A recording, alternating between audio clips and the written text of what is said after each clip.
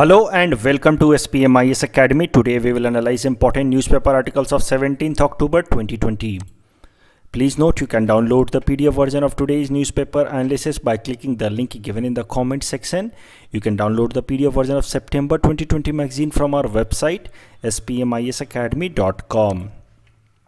You can also join our WhatsApp group through the link given in the description section for more study materials, and those students who are about to appear in the upcoming APSC interview, you can join our open session on how to maximize your performance in interview. This is the list of the topics that we'll cover from today's newspaper. The first article is taken from editorial segment. It is about Hyderabad floods. This topic is important from our syllabus paper 2 Indian geography point of view, especially from the sub-segment important geophysical phenomena like cyclones. सबसे पहले news article समझते हैं। तो देखो, आपने भी ये news सुनी ही होगी कि पिछले 3-4 दिनों में हैदराबाद के अंदर बहुत ही मैसिव कैटेस्ट्रॉफिक फ्लड आया था, और according to Indian meteorological department overall Telangana के अंदर ये जो बारिश हुई है पिछले 2-3 दिनों में, इसने पिछले 100 सालों का रिकॉर्ड तोड़ दिया है। इससे ज़्यादा बारिश अक्टूबर महीने में 1903 में हुई थी तेलंगाना के अंदर। उसके बाद पहली बार इस साल अक्टूबर के महीने में इतनी बारिश हुई है तेलंगाना के अंदर, और इस मैसिव कैटेस्ट्रॉफी के कारण, हेवी रेनफॉल के कारण more than 30 people have lost their life. In order to understand the huge magnitude of the rainfall, आप इस डाटा को भी देख सकते हैं। देखो, इन जनरल हैदराबाद सिटी के अंदर पूरे अक्टूबर महीने में जितनी बारिश होती है वो एवरेज है 103 मिलीमीटर। 103 मिलीमीटर की बारिश पूरे अक्टूबर महीने में होती है on an average in Hyderabad.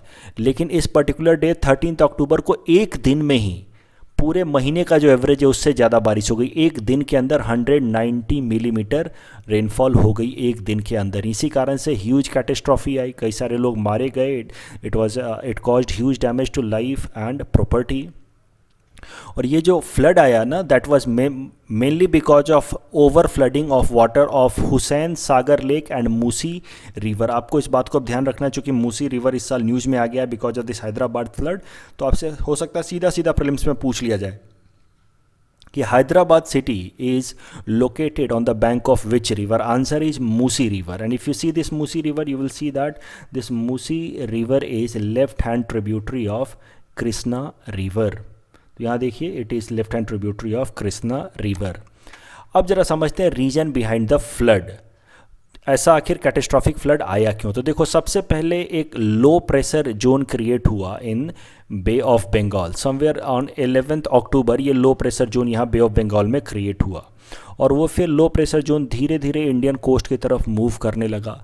Bye 13 October it hit the Indian coast some distance away from Visakhapatnam, and then this low pressure zone moved towards Hyderabad, and following this path even it moved to Pune, और पुणे में भी बहुत बारिश हुई। तो on this axis, Hyderabad Pune axis, ये low pressure zone move किया। Now it has moved into Arabian sea. और जब ये हैदराबाद से सिटीज़ के ऊपर से ये मूव कर रहा था ये लो प्रेशर जोन, तो उस टाइम में इसने हुसैन सागर लेक और मूसी रिवर के पानी को ओवर फ्लड करा दिया, और इसका पानी जो है वो स्पिल ओवर कर गया in the Hyderabad city, and that led to catastrophic और massive flood in Hyderabad and areas around. Pune के आसपास में भी फ्लड आया था, लेकिन इतना मैसिव नहीं आया था, क्योंकि ये जो लो प्रेशर डिप्रेशन है यहाँ तक आते आते काफ़ी वीक हो गया था। पुणे तक आते आते वो काफ़ी कमज़ोर हो गया था। सो अब जरा समझते हैं कि आखिर ये डिप्रेशन है क्या। What is a depression in geographical sense? हम साइकोलॉजिकल डिप्रेशन की बात नहीं कर रहे हैं। तो अगर डिप्रेशन का सिंपल सा एग्जांपल देखें या डेफिनेशन देखें, तो it is an area of low pressure. तो लैंड के ऊपर या ओशन के ऊपर अगर कोई भी लो प्रेशर जोन क्रिएट हो जाए तो उसको हम लोग कहते हैं डिप्रेशन। तो ये जो डिप्रेशन है that is similar to cyclone. लेकिन साइक्लोन और डिप्रेशन में बस अंतर इतना होता है कि साइक्लोन में जब एक बार डिप्रेशन बनता है ओवर अ सी और ओशन, तो उसके बाद फास्ट सराउंडिंग विंड्स आने लगती हैं। देखो, डिप्रेशन और साइक्लोन एक ही बात है। अगर हम डिप्रेशन को डिफाइन करें, जैसा कि मैंने बोला, it's an low pressure area, but depression can be defined in this manner, it is cyclone minus fast circulating winds. तो एक बार जरा समझते हैं साइक्लोन को, एक बार फिर से रिवाइज कर लेते हैं, पहले भी मैं कई दफ़ा बता चुका हूँ, तो फिर एक बार डिप्रेशन को समझेंगे उसके बाद। देखो साइक्लोन कैसे बनता है, सबसे पहले कहीं पे लो प्रेशर जोन क्रिएट होगा because of excessive heating in a particular region, in a particular zone there can be a low pressure area created. और एक किसी एरिया में अगर लो प्रेशर क्रिएट हो जाए तो नेचुरली वहाँ पे फिर एक्सेसिव हीटिंग के कारण लो प्रेशर होगा, तो वहाँ पे इवेपोरेशन चालू हो जाता है। And when evaporation starts and the wind starts rising, इसको हम लोग कहते हैं कन्वेक्शनल विंड। ये तो आप कॉन्सेप्ट जानते ही होंगे, बेसिक ज्योग्राफी का कॉन्सेप्ट है। वंस कन्वेक्शनल विंड से start it leads to formation of cloud and leads to heavy rainfall. अब ये जो सिस्टम है ये अपने आप में एक सिस्टम बन चुकी है, एक एटमॉस्फेरिक सिस्टम बन चुकी है, लेकिन इस एरिया में लो प्रेशर क्रिएट होने के कारण आसपास की जो एरियाज हैं they are at relatively high pressure with respect to this low pressure zone. So the areas that is at relatively high pressure, वहाँ से winds will try to converge into this low pressure zone इस तरीके से, जैसे मैंने ये red arrow से दिखाया है।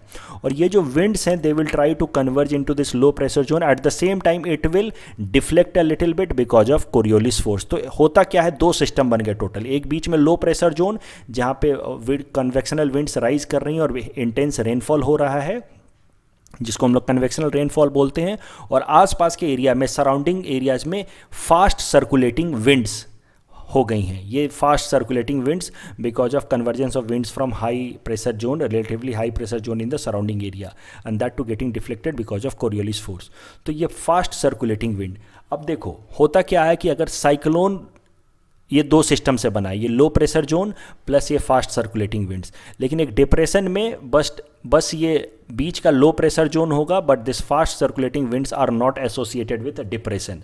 That is why I said कि depression can be defined like cyclone minus fast circulating wind. होता क्या है कि अगर मतलब आप ऐसे समझ लो कि cyclone is the next level of depression. अगर डिप्रेशन बनेगा तो कुछ ना कुछ तो फास्ट सर्कुलेटिंग विंड होगी उसके आसपास में, लेकिन अगर वही डिप्रेशन बहुत ज़्यादा स्ट्रांग हो जाए तो फिर वही डिप्रेशन साइक्लोन कहा जाता है, क्योंकि फिर उसके आसपास की जो सर्कुलेटिंग विंड्स हैं वो भी ज़्यादा स्ट्रांग हो जाती है। तो नॉर्मली साइक्लोन के कारण ज़्यादा डिसरप्शन होता है। देखो साइक्लोन में क्या होता है कि जो बारिश होती है उससे ज़्यादा नुकसान नहीं होता, उसके आसपास की जो फास्ट सराउंडिंग विंड्स होती हैं उससे ज़्यादा नुकसान होता है। लेकिन इस डिप्रेशन में कैसा होता है कि ये fast surrounding winds are not that strong. So keep this in mind कि depression is a prior stage of cyclone. If depression becomes very strong it leads to formation of cyclone, and cyclone is depression plus fast circulating winds. The next article is taken from international segment. It is about Global Hunger Index 2020. This topic is important from our syllabus paper 2, governance point of view, especially the subsegment health point of view. सो सबसे पहले global hunger index के बारे में समझते हैं। देखो ये एक एनुअल रिपोर्ट है जो पब्लिश करती है दुनिया की दो इंटरनेशनल एजेंसी साथ मिलकर के, concern world wide and wealth hunger life. ये दो एजेंसीज हैं, इंटरनेशनल एनजीओज हैं जो मिल करके global hunger index report publish करती हैं। And this report is being publish since 2006 और हर साल अक्टूबर महीने में ये रिपोर्ट पब्लिश होती है। दैट इज़ वाई इस अक्टूबर महीने में अभी आया है। और जो global hunger index report 2020 this is 15th edition, तो 2006 से आ रहा है, 15 साल हो चुके हैं इस ग्लोबल हंगर इंडेक्स रिपोर्ट को पब्लिश होते हुए। इसका पर्पस क्या है कि दुनिया भर में अलग अलग जगहों पे कौन कौन से कंट्री में न्यूट्रिशन का लेवल कितना है, बच्चों को कितना अच्छे से खाना मिल पाता है, लोगों को कितना अच्छे से खाना मिल पाता है, मतलब हंगर को ट्रैक करना कि बच्चों का और ओवरऑल इन जनरल पॉपुलेशन का न्यूट्रिशन लेवल कितना है। सो ये ग्लोबल हंगर इंडेक्स रिपोर्ट में 4 इंडिकेटर्स पे ध्यान दिया जाता है। अंडर नॉरिशमेंट, तो अंडर नॉरिशमेंट में देखा जाता है कैलोरी इनटेक। एक इंसान ऑन एन एवरेज उसकी ज़रूरत होती है अडल्ट इंसान की लगभग 2200 किलो कैलोरीज़ की। अगर वो उतना नहीं ले पा रहा है तो उसको हम लोग कहते हैं अंडर नॉरिश्ड। तो अंडर नॉरिशमेंट देखा जाता है। उसके अलावा देखा जाता है चाइल्ड वेस्टिंग का क्या परसेंटेज है। चाइल्ड वेस्टिंग समझो, वो बच्चा who is thinner than normal according to his age, उसको हम कहते हैं वेस्टेड चाइल्ड। तो चाइल्ड वेस्टिंग का डेटा निकाला जाता है। चाइल्ड स्टंटेड का डाटा निकाला जाता है। Child stunted is the one child who is shorter than normal, अपने हाइट के हिसाब से, अपनी एज के हिसाब से जो शॉर्टर हो उसको हम लोग कहते हैं स्टंटेड चाइल्ड। तो और दूसरा चौथा फैक्टर होता है चाइल्ड मोर्टेलिटी। चाइल्ड मोर्टेलिटी तो आप जानते ही हैं, the mortality rate of children under as of 5। तो कितने बच्चे ऐसे होते हैं जो 5 साल तक का एज भी पूरा नहीं कर पाते हैं और उनकी उससे पहले डेथ हो जाती है, इसको हम लोग कहते हैं चाइल्ड मोर्टेलिटी। तो ये 4 फैक्टर्स के बेसिस पे global hunger index report publish होती है। और जो ग्लोबल हंगर इंडेक्स रिपोर्ट की जो रैंकिंग होती है या स्कोर होता है वो 0 to 100 के बीच में वैरी करता है। अगर स्कोर 0 है मतलब उस कंट्री के अंदर हंगर 0 है। जितना छोटा स्कोर, जितना कम स्कोर, उतना बढ़िया। If score is 0 means this country has 0 hunger. So keep this in mind कि lesser the score better it is. If 100 is the score that means it is worst. अब जरा समझते हैं ग्लोबल हंगर इंडेक्स रिपोर्ट 2020 के की points. तो देखो, पहले ग्लोबल सिनेरियो देखते हैं, दुनिया के लेवल पे क्या क्या चीज़ें पाई गई हैं। वर्ल्ड वाइड अगर हंगर का डाटा देखा जाए तो हंगर का स्कोर है 18.2, जिसको उन्होंने मॉडरेट लेवल कहा है। और अगर पिछले 20 साल में प्रोग्रेस देखा जाए तो 2000 तक में डाटा था और या हंगर का डाटा था अबाउट 28.2। तो मैंने देखो आपको बताया कि 2006 से इन्होंने global hunger index report publish करना शुरू किया है, लेकिन फिर इन्होंने पुराने डेटा भी पब्लिश किए, पुराने डेटाज भी निकाले कि 2000 में क्या स्कोर होना चाहिए, 2001 में क्या स्कोर होना चाहिए। तो उसके हिसाब से उन्होंने बताया कि 2000 में स्कोर था 28.2। That means the world was at the level of serious hunger. Over a period of time, over a period of 20 years, अब हमने अपना ओवरऑल ग्लोबल लेवल पे हंगर स्कोर घटा करके 18.2 कर दिया है। So from serious level we have moved to a moderate level of hunger. अगर दुनिया भर में बात की जाए तो सबसे ज़्यादा अगर हंगर किसी एरिया में है तो वो है सहारन डेजर्ट एरिया और उसके आसपास के रीजन में। यहाँ का अगर हंगर स्कोर देखा जाए तो दैट इज़ 27.8। अगर SDG sustainable development goal number 2 की बात की जाए, जो टॉक करता है, जो बात करता है about 0 hunger in the world by 2030, तो अगर SDG गोल नंबर 2 के प्रोग्रेस की बात की जाए तो इस ग्लोबल हंगर इंडेक्स रिपोर्ट के हिसाब से we are not on the right track. हमारा गोल क्या है कि 2030 तक by 2030 there should be 0 hunger across the world, and according to this data it is very clear that we are not on the right track. और इसी data में, इसी index में ये भी बताया गया कि कोविड-19 के कारण अगले साल हमारा स्कोर और ख़राब होगा रादर दैन इम्प्रूविंग। तो ये जो 18.2 का जो हंगर है स्कोर, अगले साल वो 19-20 तक जा सकता है बिकॉज ऑफ कोविड-19। अगर इंडियन सिनेरियो की बात की जाए तो इंडिया की परफॉर्मेंस भी बहुत ख़राब है। इंडिया का स्कोर है 27.2। हम लोग मार्जिनली बेहतर हैं सब सहारन रीजन से। हमारा स्कोर है 27.2 और हमारे देश का जो हंगर लेवल है उसको सीरियस कैटेगरी में डाला गया है। देखो, ये सब कुछ कैटेगरीज होते हैं। एक होता है लो हंगर कैटेगरी जो ग्रीन है, फिर होता है एक मॉडरेट कैटेगरी और एक होता है सीरियस कैटेगरी। तो हम लोग सीरियस कैटेगरी में हैं, हमारे देश का हंगर, और हमारी रैंक है 94 आउट ऑफ 107 कंट्रीज़। तो हमारी रैंक बहुत ख़राब है। हमसे पीछे कुछ एक ही कंट्रीज़ हैं, सहारा कंट्रीज़, अफ्रीकन कंट्रीज़। अगर हम साउथ एशिया में बात करें तो countries like Nepal, Pakistan, Bangladesh are better than India. So ये एक बहुत ही प्रॉब्लमेटिक बात है। पूरे साउथ एशिया में एक बस अफ़गानिस्तान हमसे पीछे है। अब जरा देखते हैं some of the initiatives taken by the government of India to counter malnutrition. हमने क्या क्या स्टेप्स लिए हैं भारत सरकार ने। तो देखो, हाल फिलहाल में पोषण अभियान लॉन्च किया गया था 2 सालों पहले, और आपको पता है सितंबर महीने में पोषण माह मनाया जाता है। This is launch by ministry of women and child development in order to improve nutrition specially amongst the vulnerable sections like young children, women and adolescent girls. उसके अलावा प्रधानमंत्री मातृ वंदना योजना चलाया गया है। देखो, this scheme has been also run by ministry of women and child development. इसमें maternity benefit दिया जाता है to women who are working in informal sector. देखो, फॉर्मल सेक्टर में काम करने वाली वीमेन को तो वैसे भी 42 वीक्स का मैटरनिटी बेनिफिट लीव मिलता है, पेड लीव मिलता है। तो वैसे ही इनफॉर्मल सेक्टर में काम करने वाली, जैसे कि मान लो टी गार्डन में या एग्रीकल्चरल फील्ड्स में काम करने वाली वुमेन को भी मैटरनिटी बेनिफिट दिया जाए। देखो, मैटरनिटी बेनिफिट्स का डायरेक्ट इम्पैक्ट पड़ता है ओवरऑल न्यूट्रिशन लेवल पे और हेल्थ लेवल पे। जब माँ आराम करती है और अच्छे से फिर अपना टेक केयर करती है before delivery of the child, so it leads to better health of the child who is born. तो प्रधानमंत्री मातृ Vandana Yojana is a focus or providing maternity benefit to the informal sector women with an objective of improving nutrition level. Food fortification किया जा रहा है। तो हमारे देश में अब जो भी फूड प्रोडक्शन हो रहा है, फूड उसमें एसेंशियल एलिमेंट्स को मिलाया जा रहा है ताकि फूड की इनरिचमेंट हो as far as its nutrition capacity is concern. तो देखो नॉर्मली होता क्या है कि जो हम व्हीट खाते हैं, जो राइस खाते हैं, उसमें न्यूट्रिएंट्स की थोड़ी कमी होती है। तो उसमें हम लोग ऊपर से, भारत सरकार का एक फूड फोर्टिफिकेशन स्कीम लॉन्च किया है जिसमें ऊपर से vitamin A, D, iron, iodine, zinc मिलाया जा रहा है ताकि फूड को फोर्टिफाई किया जाए। इसी को हम लोग कहते हैं फूड फोर्टिफिकेशन प्रोग्राम।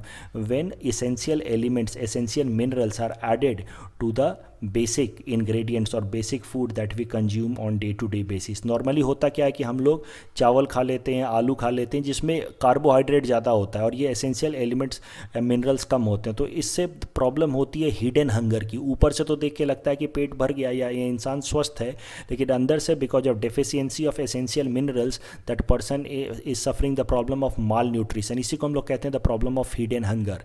तो हिडन हंगर को काउंटर करने के लिए फूड फोर्टिफिकेशन प्रोग्राम चलाया गया है। उसके अलावा नेशनल फूड सिक्योरिटी एक्ट लाया गया था 2013 में। इसमें तो आपको पता ही है कि 75% rural population and 50% of the urban population gets food grain, basic food grain at very subsidized rate. For example, wheat at 1 rupees kg, rice at 2 rupees kg and coarse grain at 3 rupees per kg. तो जो भी बहुत ही poorest of the poor section है हमारे देश का, उसको टारगेटेड पीडीएस स्कीम के अंतर्गत ये सारे फूड ग्रेन्स महीने में 5 किलोग्राम इतने सस्ते दामों पे दिया जाता है under national food security act. इस पूरे टॉपिक के बेसिस पे हमने आपको ये प्रैक्टिस क्वेश्चन दे रखा है। You can attempt this question and you can submit the answer in the comment section. The next article is taken from Science and Technology segment. It is about OSIRIS mission of NASA. This topic is important from our syllabus paper 4 Science and Technology point of view, especially the subsegment awareness in the space point of view. So news article देखते हैं। NASA की OSIRIS mission has now landed on asteroid Bennu. यही है news कि 2 साल पहले ये OSIRIS mission भेजा गया था नासा द्वारा और वो अब जा कर के एस्टेरॉयड बेनू पे लैंड कर चुका है। एस्टेरॉयड आप आई होप आप समझते होंगे, these are celestial bodies like planet itself but very small in size and they keep all revolving around the sun. जैसे हमारे प्लैनेट्स बने हैं उसी टाइम में एस्टेरॉयड्स भी बने हैं, बट इनका साइज कम होता है, छोटे छोटे समझो तो ये रॉक्स हैं जो हमारे सोलर सिस्टम में रिवॉल्व कर रहे हैं जैसे कि हमारा प्लैनेट रिवॉल्व करता है। तो इसी तरह का एक एस्टेरॉयड है बेनू और इस एस्टेरॉयड बेनू पे नासा ने एक मिशन भेजा है जिसका नाम है OSIRIS मिशन। और ये OSIRIS मिशन 2 साल पहले भेजा गया था। अब वो जाकर के लैंड कर गया है इस एस्टेरॉयड बेनू पे और अब वहाँ से वो सॉइल कलेक्ट करके वापस से अर्थ पे ले करके आएगा जिसकी हम स्टडी करेंगे। यही है नासा का ये OSIRIS mission. So as I told you, OSIRIS mission is launched by NASA to study asteroid Bennu and it will return to the Earth by 2023. और जो ये सॉइल सैंपल लाएगा उसकी स्टडी की जाएगी और उसके बेसिस पे अंदाज़ा लगाया जाएगा the possibility of life on other planets कि बाकी जगहों पे लाइफ हो सकती है या नहीं। इस तरह का पहले भी प्रोजेक्ट लॉन्च किया जा चुका है। एक हायाबुसा मिशन था जो जापान ने लॉन्च किया था। भी देखो OSIRIS का फुल फॉर्म है origin, spectral interpretation, resource identification, security, regolith explorer. सरल शब्दों में बात करें तो ये हमारे एस्टेरॉयड्स का ओरिजिन क्या है वो पता करेगा, उसका टेक्सचर पता करेगा, उसके अंदर के रिसोर्सेज क्या क्या हैं ये सब चीज़ें पता करेगा और उससे क्या सिक्योरिटी थ्रेट है हमारे अर्थ को वो सब चीज़ें पता करेगा। देखो बेनू जो एस्टेरॉयड है इससे हमारे अर्थ को एक सिक्योरिटी थ्रेट भी है क्योंकि जिस ट्रैजेक्टरी पे बेनू एस्टेरॉयड रिवॉल्व कर रहा है सन के अराउंड, ये देखो ये है बेनू एस्टेरॉयड, ये जिस ट्रैजेक्टरी पे अर्थ सन के अराउंड रिवॉल्व कर रहा है और ये हमारा अर्थ है, ये अपने ट्रैजेक्टरी पे सन के अराउंड रिवॉल्व कर रहा है।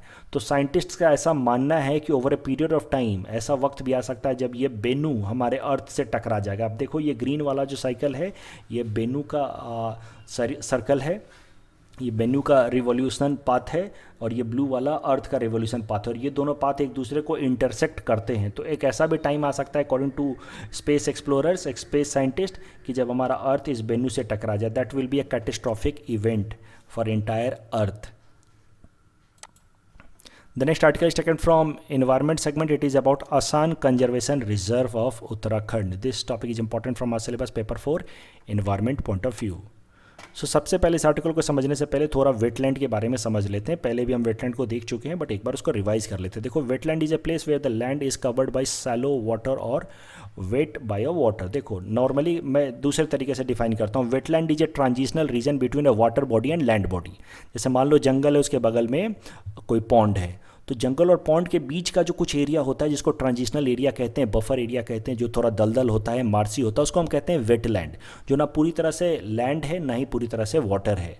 ये वेटलैंड्स जो होते हैं, they are very important as far as ecosystem services are concern.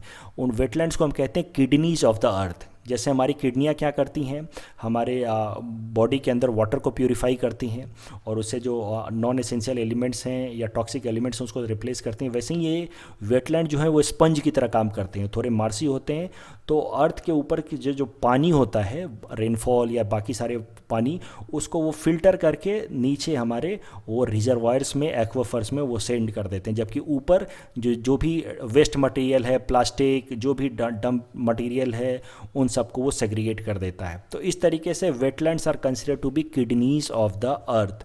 They are very important for filter of water, जिसका हम इस्तेमाल करते हैं। और वेटलैंड से देखो और भी फ़ायदे हैं। जहाँ पे वेटलैंड्स होते हैं वहाँ पे बर्ड्स की पॉपुलेशन बहुत ज़्यादा होती है, क्योंकि वेटलैंड होने के कारण वहाँ पे फ्लोराज का ग्रोथ बहुत होता है। Because of growth of floras, natural वहाँ पे मिनरल्स का सप्लाई बढ़ जाता है, न्यूट्रिएंट्स का सप्लाई बढ़ जाता है, और इस कारण से वहाँ पे बर्ड्स और बाकी सारे जानवर्स अट्रैक्ट होते हैं। सो इस कारण से wetlands are very important source for ensuring good biodiversity. तो इतना तो तय है कि वेटलैंड्स को कंजर्व करना जरूरी है फॉर बायोडाइवर्सिटी। और वेटलैंड्स को कंजर्व करने के लिए फिर एक इंटरनेशनल कन्वेंशन साइन की गई, जिसका नाम है Ramsar convention. Ramsar is a place in Iran, और ये कन्वेंशन साइन की गई, जिसका टेक्निकल नाम है convention on wetlands of international importance. Short में इसको कहते हैं Ramsar convention. It was signed on 22 February 1971। That is why this day is celebrated as world's wetland day. आपको इस बात का ध्यान रखना है कि रामसार कन्वेंशन का यूनाइटेड नेशन या यूनेस्को से कोई रिलेशन नहीं है, and it is not a legal agreement, it's just a convention on voluntary basis. For a country to become a member of this Ramsar convention, उसका कम से कम एक साइट, एक ऐसा वेटलैंड इस रामसार कन्वेंशन के अंतर्गत जरूर रजिस्टर्ड होना चाहिए। मतलब एक साइट कम से कम रामसार साइट की तरह जरूर जाना चाहिए। एक बार अगर कोई भी कंट्री का कोई भी एक वेबसाइट, कोई भी एक वाटर साइट या वेटलैंड साइट रामसार कन्वेंशन के अंदर रजिस्टर हो जाता है, तो वो कंट्री रामसार कन्वेंशन का हिस्सा बन जाता है, और फिर उस कंट्री के साथ सारे इंपॉर्टेंट इंफॉर्मेशन शेयर किए जाते हैं regarding conservation of wetland. So that is the benefit of becoming a Ramsar site country. You get the knowledge of best practices in order to manage the wetlands. अब अगर north east के अंदर, overall India के अंदर बात की जाए, तो देखो टोटल 38 रामसार साइट्स हैं। आपको सब याद करने की ज़रूरत नहीं है, इतना आप याद नहीं कर सकते। आप कम से कम एपीएससी के लिए नॉर्थ ईस्ट के रामसार साइट्स को जरूर याद रखो। तो नॉर्थ ईस्ट के अंदर 3 इंपॉर्टेंट रामसार साइट्स हैं। आसाम के अंदर तो डिपोर बिल है, कम से कम एपीएससी के लिए, तो ये तो आपको जरूर याद रखना है, और आई होप कि आपको पता ही होगा। मणिपुर के अंदर लोकटक लेक जो है, that is a Ramsar site, and Rudra Sagar lake of Tripura is a Ramsar site. अब अगर करंट न्यूज़ की बात करें, तो करंट न्यूज़ बस इतना है कि एक वेटलैंड है Asan conservation reserve, that is in Dehradun, Uttarakhand. ये आसान कंजर्वेशन रिजर्व को wetland status under Ramsar site दे दिया गया। सो इसको रामसार साइट स्टेटस दे दिया गया आसान कंजर्वेशन रिजर्व ऑफ उत्तराखंड को। यही न्यूज़ आर्टिकल है। तो अब इसके साथ ही आसान कंजर्वेशन रिजर्व को रामसार साइट में इंक्लूड करते ही टोटल इंडिया के 38 ऐसे वेटलैंड्स हैं जिनको रामसार स्टेटस मिल चुका है। और इसके साथ ही India has become a country with having highest Ramsar sites in South Asia.